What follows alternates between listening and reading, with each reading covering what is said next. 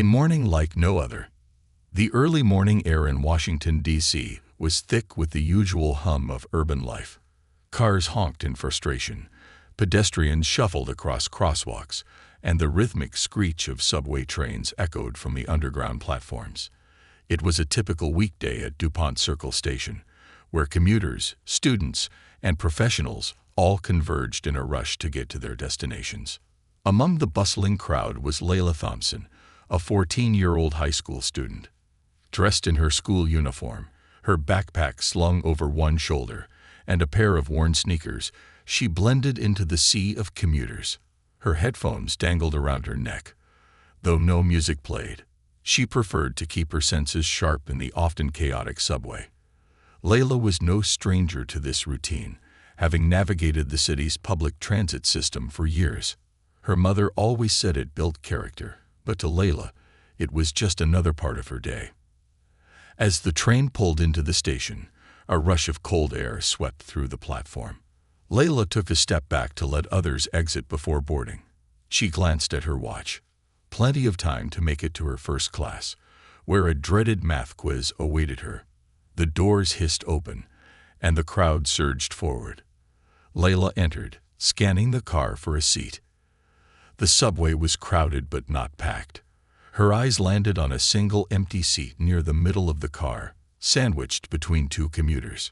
To her left sat a man engrossed in his phone, and to her right, a middle-aged woman with an oversized purse occupying the empty spot. The woman, dressed in a sharp navy blue coat and pearl earrings, exuded an air of self-importance. Layla hesitated for a moment before deciding to ask. "Excuse me, ma'am," Layla said politely, pointing to the seat. "May I sit here?" The woman barely looked up. She clutched her purse tighter, as if Layla had asked to take it rather than the seat. Her voice was curt. "It's taken," she said, her tone dismissive. Layla blinked, unsure if she had misheard. The seat was clearly empty. "Oh," she began hesitantly, "I thought." The woman cut her off, her tone sharpening. "I said it's taken. Find another seat." The subway car seemed to grow quieter. Though the ambient noise of the train persisted, Layla could feel the attention of nearby passengers shifting toward her.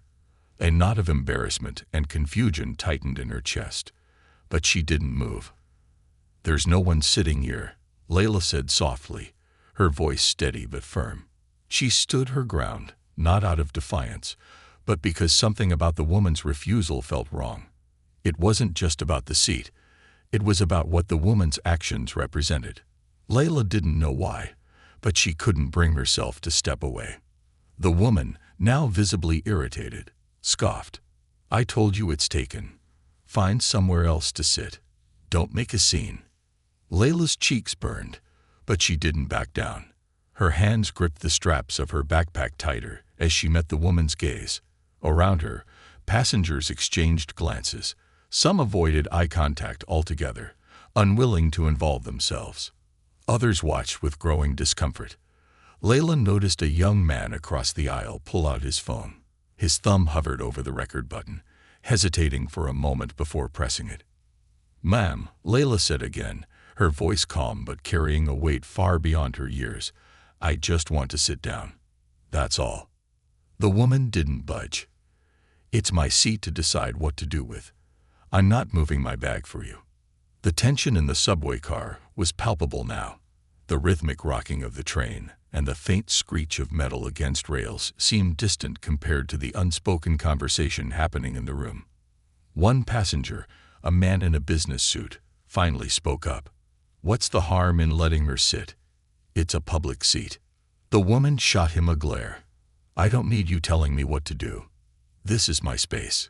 The murmurs grew louder. A woman dressed in scrubs, likely on her way to a long shift, shook her head. "This isn't about the seat," she said, her voice cutting through the tension. "It's about how you're treating her." The subway car shifted again, and this time it wasn't the movement of the train. Layla felt an overwhelming mixture of emotions: embarrassment, anger, and something deeper, harder to articulate. She didn't want this kind of attention, but at the same time, she couldn't bring herself to walk away. The train slowed as it approached the next station. Some passengers disembarked, while others filled the car. The energy shifted once again as new faces entered the scene, unaware of the standoff. Layla stepped back slightly, giving the woman space, though she didn't relinquish her quiet resolve. Suddenly, a woman in a business suit stood from her seat across the aisle. Her expression was one of quiet determination. "Take my seat," she said, her voice firm but kind. Layla hesitated for a moment before nodding.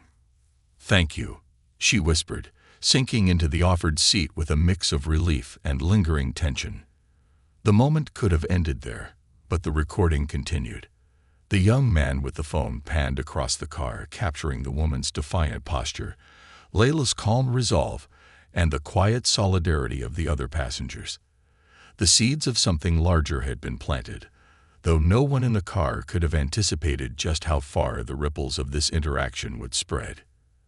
As the train pulled into the next station, the young man hit post on his video, sharing it to his followers with a simple caption: "Witnessed this today. People need to do better." Layla exited the train at her stop, the morning's events weighing on her more heavily than her backpack. She didn't know that she had already become the focal point of a story that was just beginning to unfold. The ripples begin. By the time Layla reached her school, the morning's tension had settled into a dull ache in the back of her mind. She shuffled through the hallways, greeted her friends with half-hearted smiles, and tried to focus on her math quiz. But no matter how hard she worked to push the subway incident aside, it clung to her like an unwanted shadow. In another part of the city, a much different storm was brewing. The young man who had filmed the subway encounter, Jordan, a recent college graduate working as a freelance videographer, had posted the video on his social media during his coffee break. He hadn't expected much to come of it. It was just another moment in a city teeming with stories, a brief glimpse into the daily struggles and tensions that defined urban life. But this moment was different. Within an hour, the video had been shared dozens of times. By lunchtime, it had reached hundreds of views. And by the end of the workday, it was viral. The hashtags started small. Hashtag stand for respect. Hashtag subway justice. Hashtag make a room. Then they exploded, morphing into larger conversations about kindness, privilege, and the small battles people fight daily just to be seen. Cynthia, the woman from the subway, had no idea any of this was happening.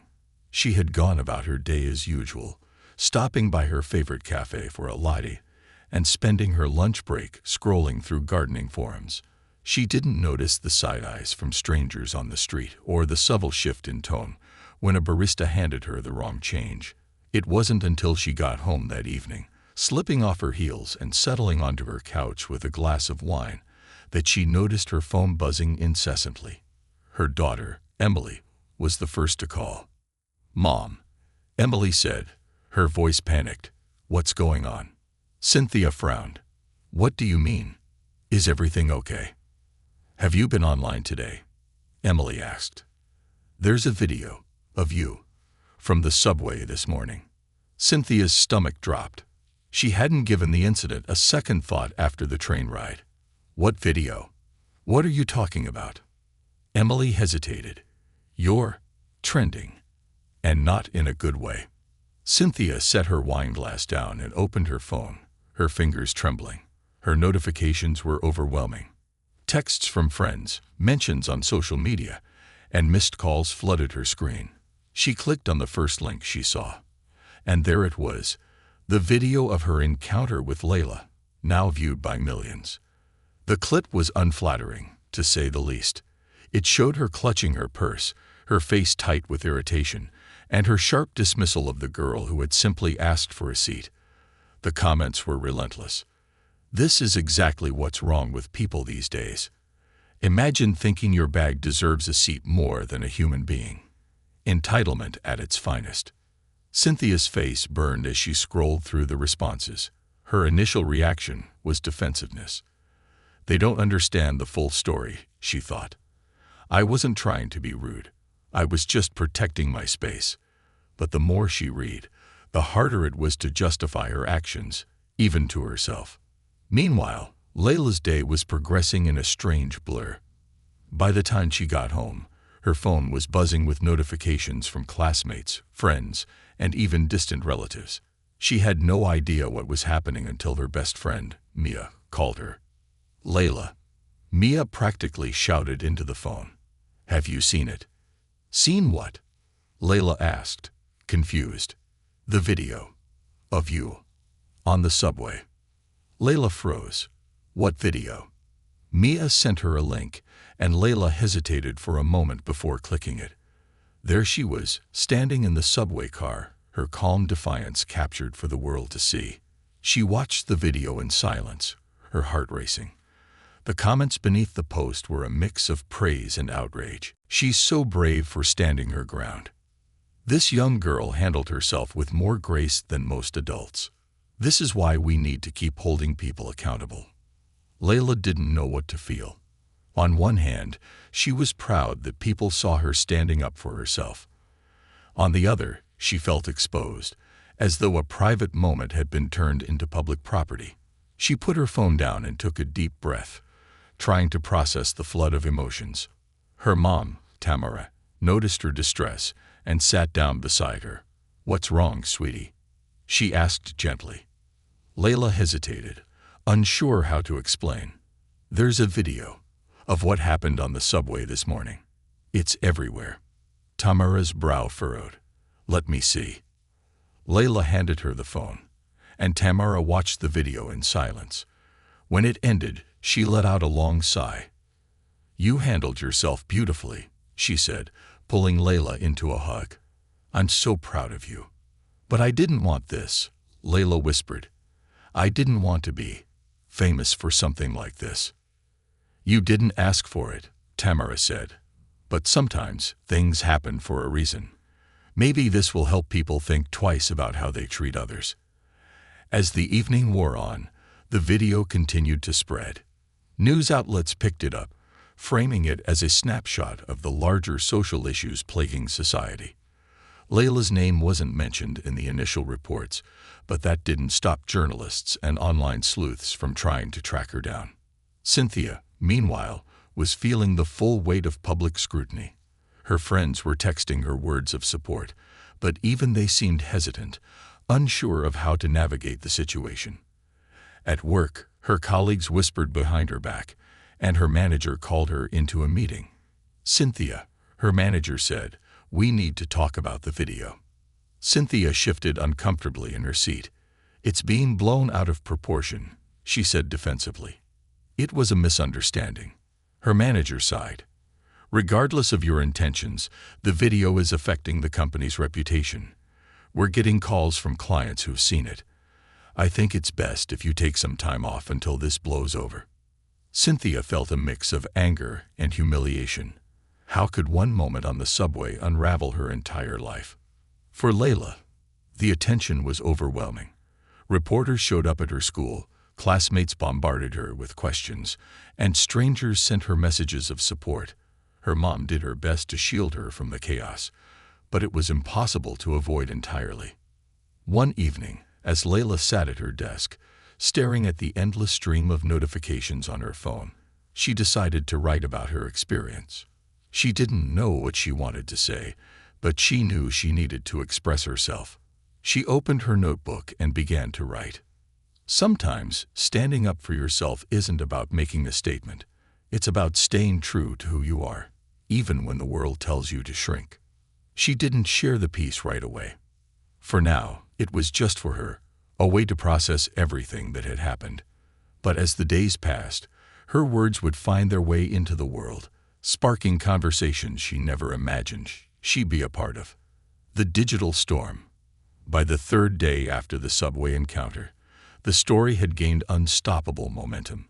What had begun as a moment between two strangers on a crowded train had become the talk of the city and beyond. News outlets dissected the incident, social media platforms buzzed with opinions, and hashtags like #SubwayShowdown and #RespectMatters trended worldwide. For Layla, life had become surreal. She wasn't used to being the center of attention. At school, her classmates treated her like a celebrity, bombarding her with questions and praise. Even her teachers approached her with cautious admiration, some going so far as to commend her publicly in class. But Layla didn't feel like a hero. She felt exposed, her private struggle transformed into a public spectacle. "Layla, you have to read this," her best friend Maya said during lunch, sliding her phone across the table. Layla hesitated, then glanced at the screen. It was an opinion piece from a prominent news website titled, "The Quiet Courage of Standing Still." The article praised her calm demeanor and framed her actions as an example of quiet strength in the face of adversity. Layla sighed and handed the phone back. "I didn't want this," she said, picking at her sandwich. "I just wanted to sit down." Mia gave her a sympathetic look. "I know, but people are inspired by what you did. Maybe this attention can be a good thing." Layla wasn't convinced. Her inbox was flooded with messages from strangers, some offering words of encouragement, others pressing her for interviews or statements. Even her family had been drawn into the whirlwind. Her mom, Tamara, had spent hours fielding calls from reporters and well-meaning community members. Layla felt like her life was spinning out of control. Meanwhile, on the other side of the city, Cynthia was grappling with the fallout in her own way. Her name had been leaked online, and now her once quiet life was under a microscope.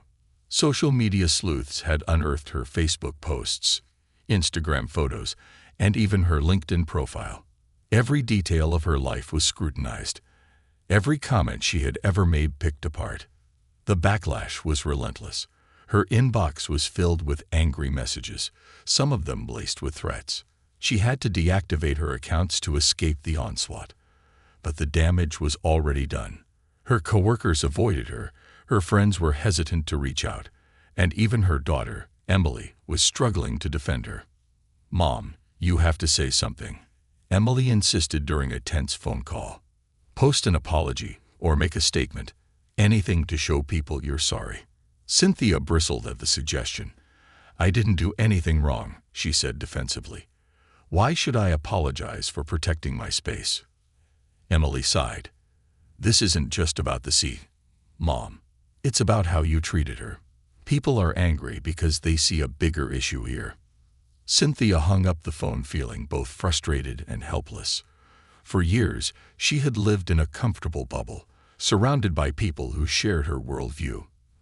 But now, that bubble had burst, and she was being forced to confront aspects of herself she had long ignored. As the digital storm raged, Layla found an unlikely source of solace in her notebook. She wrote every night, pouring her thoughts onto the pages in an attempt to make sense of what was happening. At first, her words were raw and unpolished, a reflection of her confusion and frustration. But as the days passed, her writing began to take shape. She wrote about the subway incident, not just what happened, but how it made her feel. She wrote about the small indignities she had faced throughout her life, moments of dismissal or prejudice that she had quietly endured. And she wrote about the courage it took to stand her ground, even when every instinct told her to shrink back. Her mom, Tamara, noticed her daughter's growing resolve. One evening, she knocked on Layla's bedroom door, holding 2 mugs of hot chocolate. "Mind if I join you?" she asked, setting the mugs down on Layla's desk. Layla looked up from her notebook and nodded. "Sure." Tamara sat on the edge of the bed, watching her daughter for a moment before speaking. "I know this has been overwhelming," she said gently, "but I'm proud of how you've handled it. You've shown more grace and strength than most adults I know." Layla managed a small smile. "Thanks, Mom. I don't know what to do with all of this. People are looking at me like I'm some kind of role model, but I didn't do anything special." Tamara reached out and squeezed her hand. "Sometimes just standing up for yourself is enough. And if people are inspired by that, maybe it's because they see something in you they wish they had in themselves." Layla considered her mom's words, a spark of understanding flickering in her eyes. Maybe this wasn't just about her. Maybe this was an opportunity to make a difference, to use her voice in a way she never had before. While Layla was finding her voice, Cynthia was losing hers. She had always prided herself on being assertive, on knowing exactly who she was and what she stood for. But now she was questioning everything. The comments she had dismissed as online hate began to sink in, and she found herself replaying the subway encounter in her mind, seeing it from a new perspective. One afternoon, she decided to watch the video. It was painful to see herself through the eyes of the world, cold, dismissive, and unkind. For the first time, she recognized the impact of her actions, not just on Layla, but on everyone who had witnessed the incident. Cynthia realized she had two choices. She could continue to defend herself and risk becoming even more isolated, or she could confront the truth and try to make amends. Taking a deep breath, she picked up her phone and typed out a message. It wasn't an apology. She wasn't ready for that yet, but it was a step in the right direction.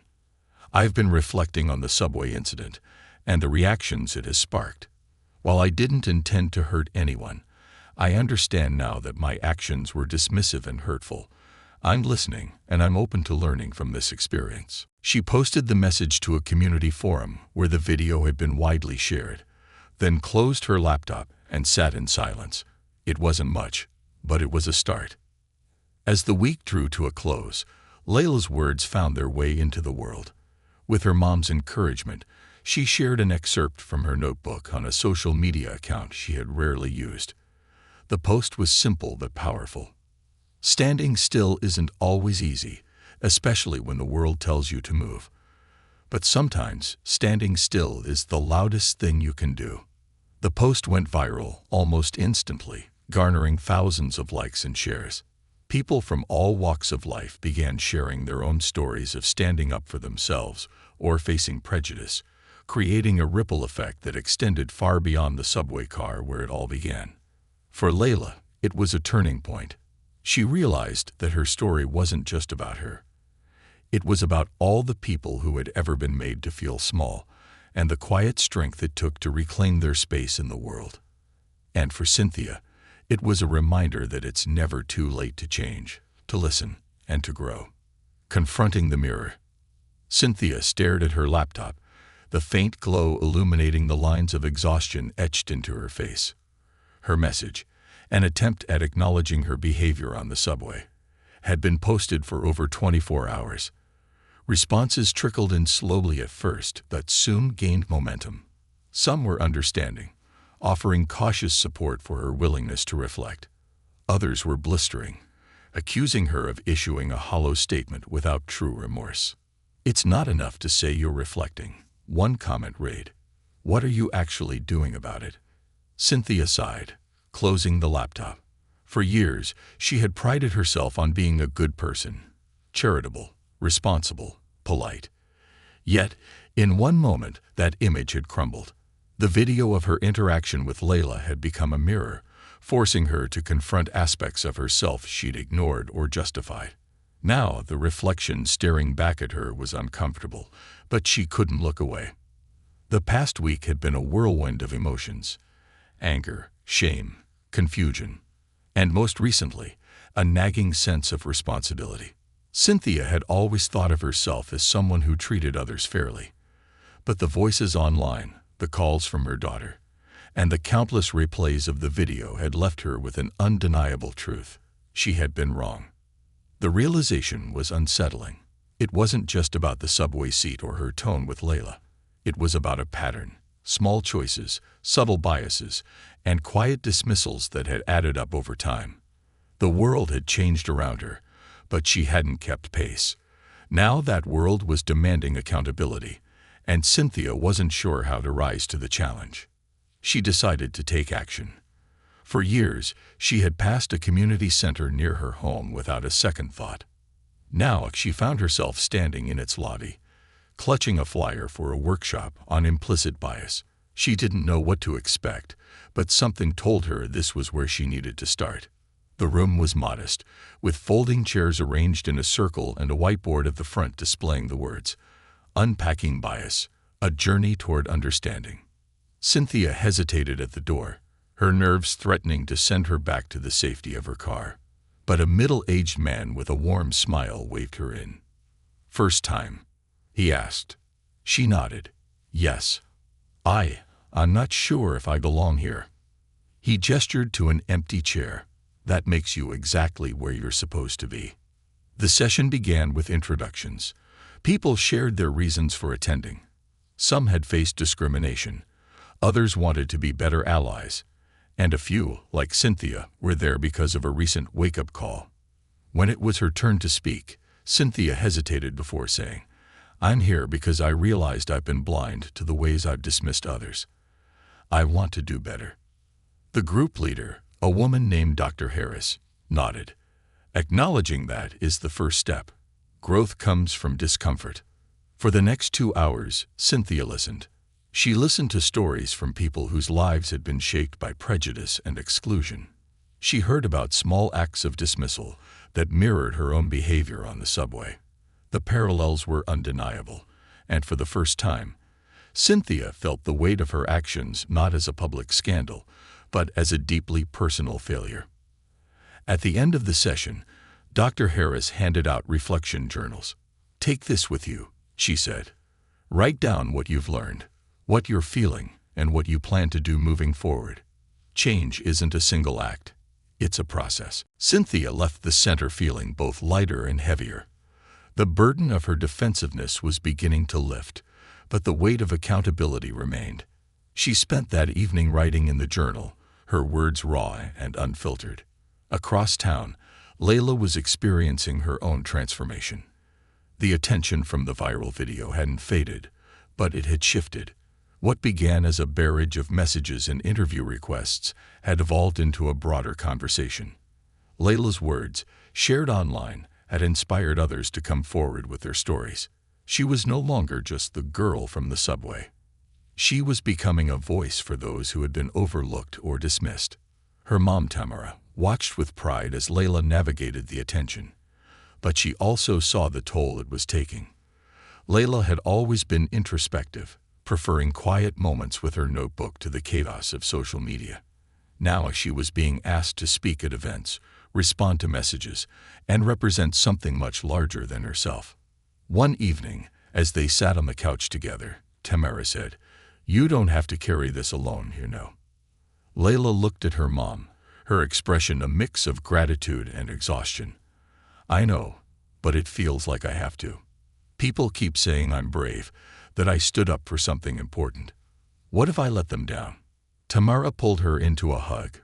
Standing up for yourself was enough. Anything you do beyond that is a gift, not an obligation. Layla thought about her mom's words later that night as she flipped through her notebook. She had written pages and pages about the subway incident, her thoughts, her fears, her hopes for change. But she hadn't yet shared the full story. Maybe it was time. She opened her laptop and began typing. Her words poured out, capturing not just the moment on the subway, but the larger journey it had sparked. She wrote about the small acts of courage she had witnessed since the video went viral. People standing up for themselves, reaching out to others, and challenging their own biases.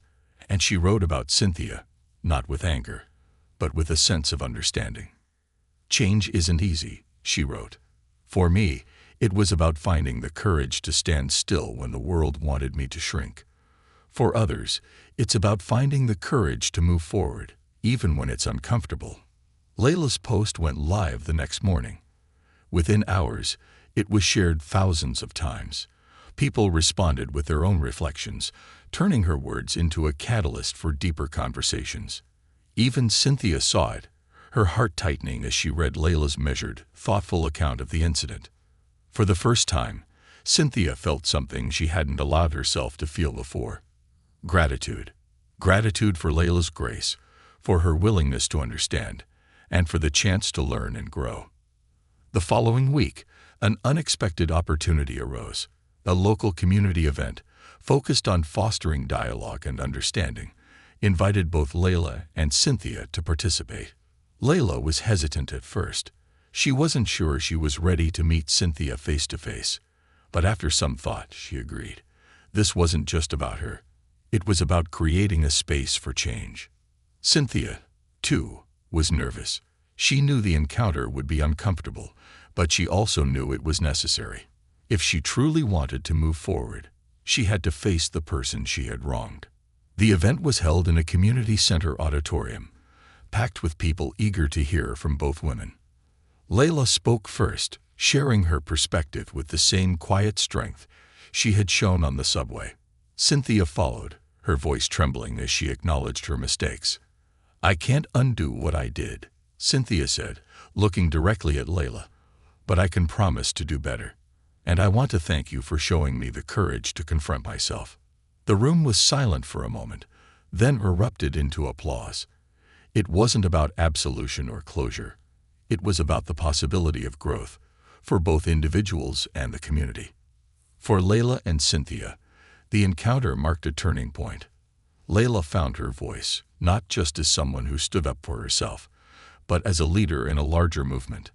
Cynthia, meanwhile, began her journey toward becoming the person she thought she already was, a person capable of empathy, accountability, and change. And in the ripples of their story, countless others found the courage to reflect, to act, and to make room for themselves and for each other. Bridges and boundaries. The day after the community event, Layla woke up to a quieter kind of morning. The overwhelming flood of messages and notifications had subsided somewhat, replaced by a steady stream of gratitude from people who had watched her speech. The weight on her chest felt lighter, as if sharing her story with the audience had shifted the burden of carrying it alone.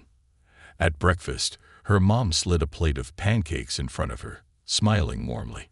"You were amazing last night," Tamara said.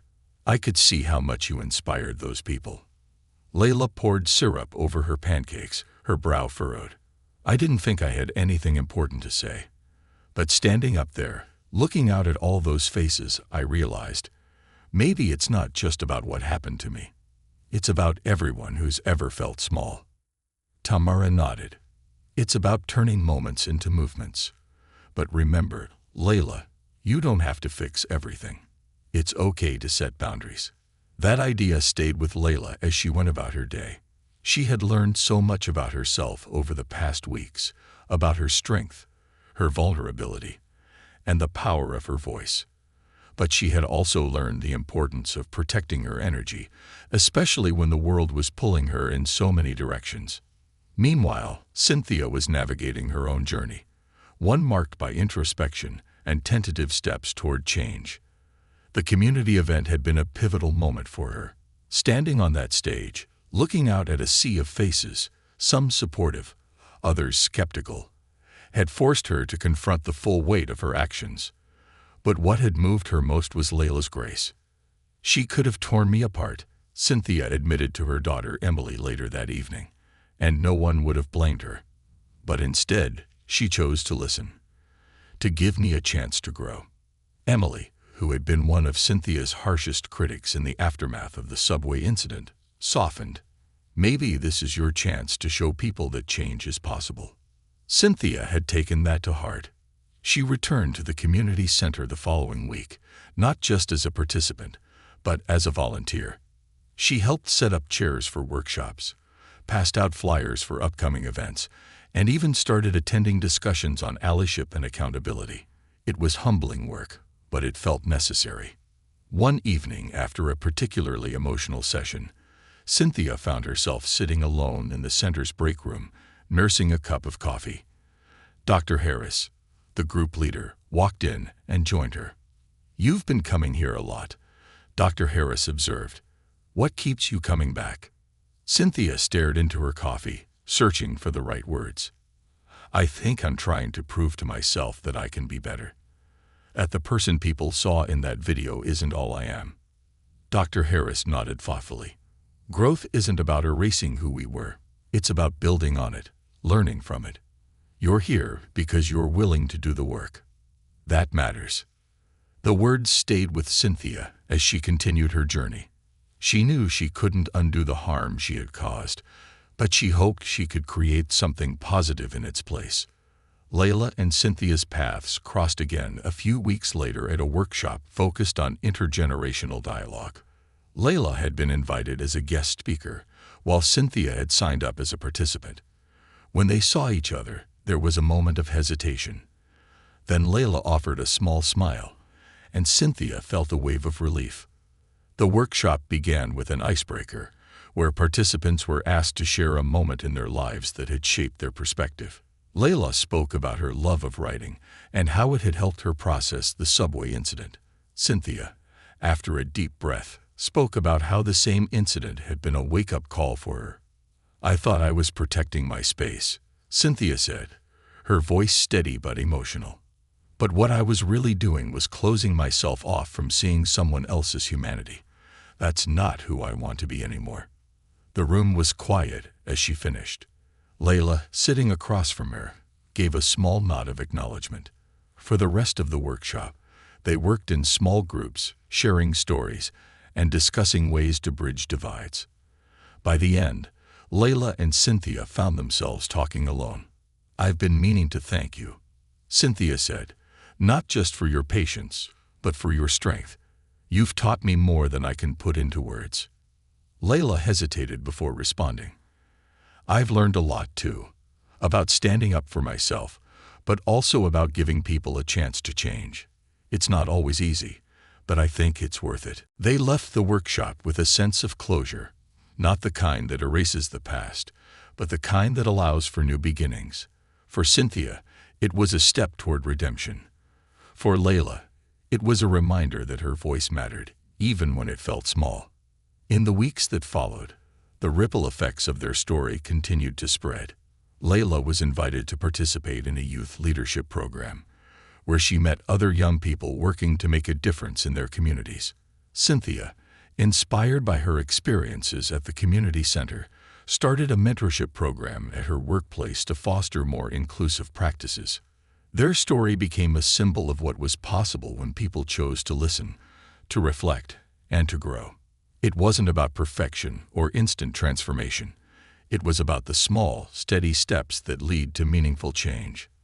And in those steps, both Layla and Cynthia found something they hadn't expected: a bridge between their worlds, built not on forgetting the past, but on the promise of a better future, a new foundation. Months had passed since the subway incident, but its ripples continued to shape lives in ways both profound and subtle. Layla and Cynthia had both moved forward, but the lessons they had learned stayed with them, influencing their choices, their actions, and even their understanding of themselves. For Layla, life had found a new rhythm. The initial wave of media attention had waned, replaced by quieter, but no less significant opportunities. She had joined the youth leadership program she'd been invited to, and found herself surrounded by peers who were just as passionate about creating change. They met weekly, brainstorming ways to address issues like inequality, prejudice, and systemic injustice in their communities. One evening, during a brainstorming session, Layla suggested an idea that had been brewing in her mind for weeks. "What if we created a program to teach people how to handle moments like the one I faced on the subway?" she proposed. "Not just for kids, but for adults too. A way to help people navigate conflict with empathy and confidence." Her suggestion was met with enthusiasm. The group spent hours refining the idea, eventually landing on a name: Standing Together. The program would include workshops, storytelling sessions, and resources for fostering understanding and respect in public spaces. Layla volunteered to lead the first session, though the thought of standing in front of a room full of people still made her nervous. When the day of the workshop arrived, Layla stood at the front of the room, her hands gripping a stack of note cards. The audience was a mix of teens, parents, and community members, all eager to hear what she had to say. Taking a deep breath, she began. "Sometimes," she said, her voice steady, "the hardest thing to do is stand still when the world tells you to move. But standing still doesn't mean doing nothing. It means holding your ground, knowing your worth, and refusing to let someone else define you." The room was silent as she spoke, her words resonating deeply with the audience. By the end of the session, people were sharing their own stories, finding strength in the shared experience of standing up for themselves or supporting others. Layla left the workshop feeling lighter, her heart full of hope. Cynthia, meanwhile, had fully embraced her journey of growth. The mentorship program she started at her workplace had become a huge success, fostering conversations about inclusion and accountability among her colleagues. She had also continued her involvement at the community center, where she had become a familiar face. But there was one thing Cynthia had yet to do, something that had been weighing on her for months. She had apologized to Layla publicly at the community event, but she hadn't had the chance to speak with her one-on-one since. She knew an apology alone wouldn't erase the harm she had caused, but she wanted Layla to understand how much she had changed, and how much she appreciated the grace Layla had shown her. One afternoon, Cynthia reached out to Layla through a mutual acquaintance at the community center. She proposed meeting for coffee, leaving the decision entirely up to Layla. To her relief, Layla agreed. They met at a small cafe near the center of town. Cynthia arrived early, nervously adjusting her scarf and rehearsing what she wanted to say. When Layla walked in, Cynthia stood to greet her, offering a tentative smile. "Thank you for meeting me," Cynthia said as they sat down. Layla nodded. "I wasn't sure if I wanted to at first, but I think it's important." Cynthia took a deep breath. "I know I've said this before, but I want to apologize. Again, not just for what happened on the subway, but for everything that moment represented. It wasn't just about the seat. It was about my failure to see you as a person. I've been working to understand why I acted the way I did, and to change those patterns in myself." Layla studied her for a moment before speaking. "I appreciate that. It takes a lot to look at yourself and admit you were wrong. And it means even more that you're doing something about it." They talked for over an hour, their conversation weaving between reflection and connection.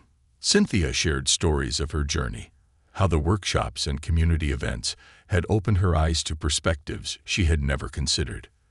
Layla shared how her experiences had inspired her to create the Standing Together program and how she hoped it would help others. By the time they parted, there was a sense of closure between them, not because the past was forgotten, but because they had both chosen to move forward with understanding and compassion. Months turned into a year, and the impact of their story continued to grow. The Standing Together program expanded, reaching schools, community centers, and even corporate offices. Layla became a sought-after speaker, not because she sought the spotlight, but because her authenticity resonated with people. She continued to write, her words finding their way into essays, speeches, and even a book she was encouraged to publish. Cynthia, too, found her own way of contributing. She became a facilitator at the community center, leading workshops on accountability and bias. Her story became a powerful example of how change is possible when people are willing to confront their shortcomings. Though their lives had taken different paths, Layla and Cynthia stayed in touch, their connection serving as a reminder of what could be achieved when people chose to listen, to reflect, and to grow. On the anniversary of the subway incident, a local news station reached out to both women, asking if they would participate in a segment about their journey. They agreed, sitting side by side as they recounted the story that had brought them together. "It's not about one moment," Layla said during the interview. "It's about what we do with those moments. It's about creating a world where everyone feels seen and valued." Cynthia nodded. "And it's about understanding that change starts with us.